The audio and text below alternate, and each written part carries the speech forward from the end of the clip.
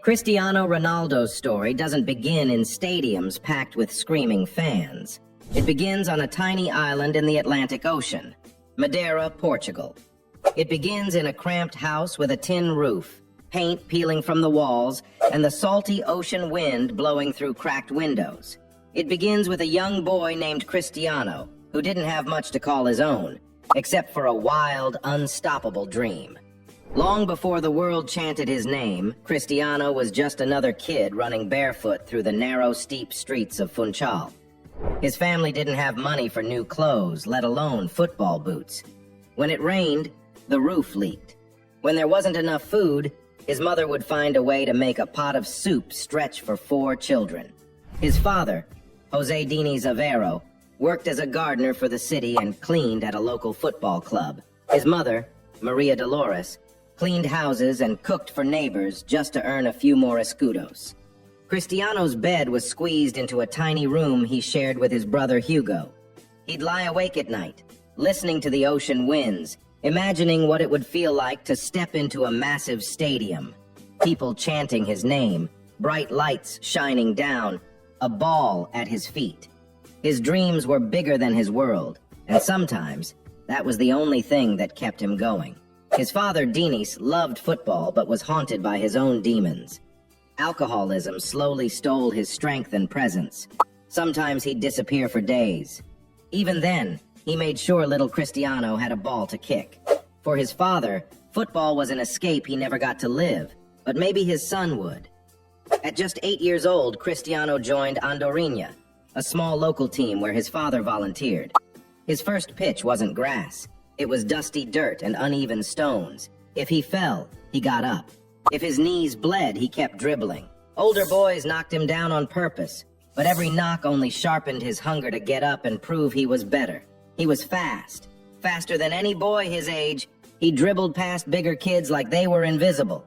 His coaches saw raw speed and raw fire, the perfect combination if only someone could shape it. At home, money problems kept piling up. Sometimes he'd help his mom clean. Sometimes he'd carry tools for his father.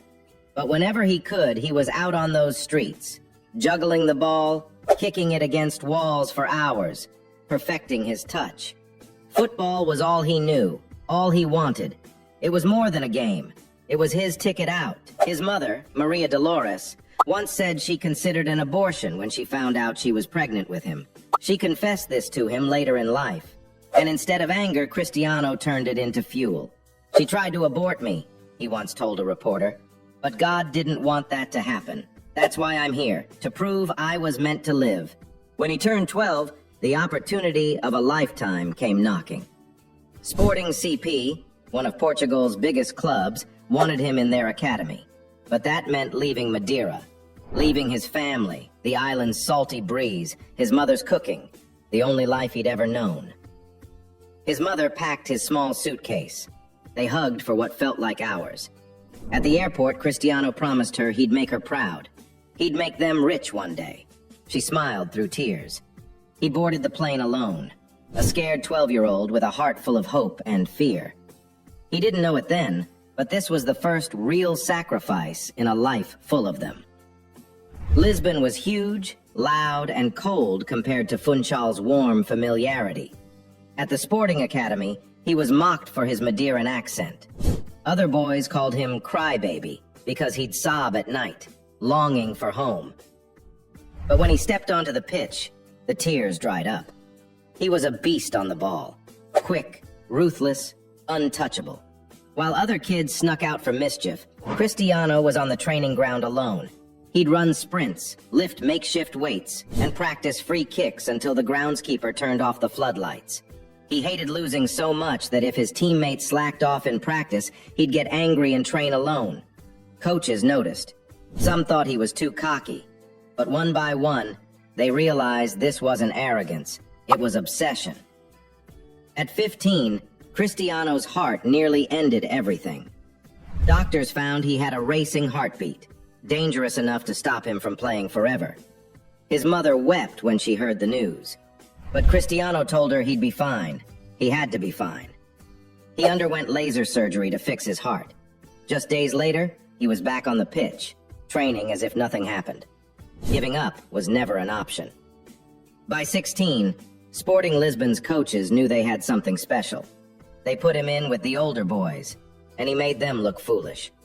He'd fake one way, burst the other, leaving defenders spinning. Word spread fast. There was a kid at Sporting who could do things others only dreamed of. Then, in 2003, came the match that changed football history forever. Sporting Lisbon played a friendly against Manchester United. The English giants expected an easy game. Instead, they got a masterclass from a skinny teenager wearing green and white. Ronaldo humiliated seasoned Premier League defenders, leaving them chasing shadows. His stepovers were lightning quick, his pace electric. When the final whistle blew, the United players begged their manager, Sir Alex Ferguson, to sign him immediately. They'd never seen anything like him. Sir Alex, known for his eye for talent, made a decision right then and there. Cristiano Ronaldo must wear red. For £12, 24 million pounds. A record for a teenager at the time, Manchester United brought the boy from Madeira to England. He didn't speak much English. He missed home. He missed his mother. But when he pulled on the iconic number 7 shirt, the same one worn by George Best, Eric Cantona, David Beckham, he knew he had to be worthy of it. At United, Cristiano was a raw talent who dazzled crowds with flicks and tricks. But Sir Alex didn't want a showman. He wanted a champion. He told Ronaldo, "There's more to football than stepovers. End product wins games." Cristiano listened. He stayed behind after training when everyone else was gone. He'd take 100 free kicks until he got it right.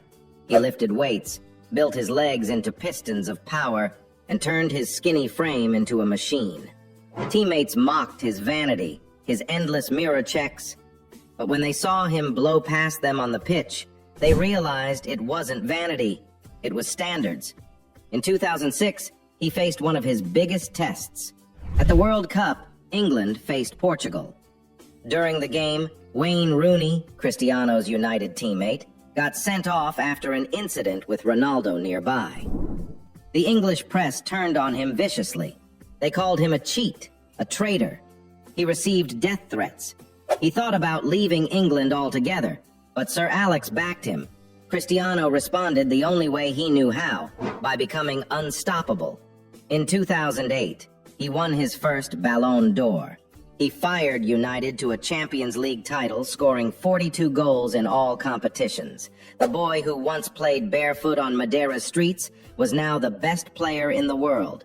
In 2009, Real Madrid made him the most expensive footballer on earth, paying £80 million for the privilege. In Madrid, Cristiano transformed into a goal-scoring phenomenon. 451 goals in 438 matches. He broke records for fun. He won 4 Champions Leagues with Madrid. The Ronaldo versus Messi debate became football's eternal argument.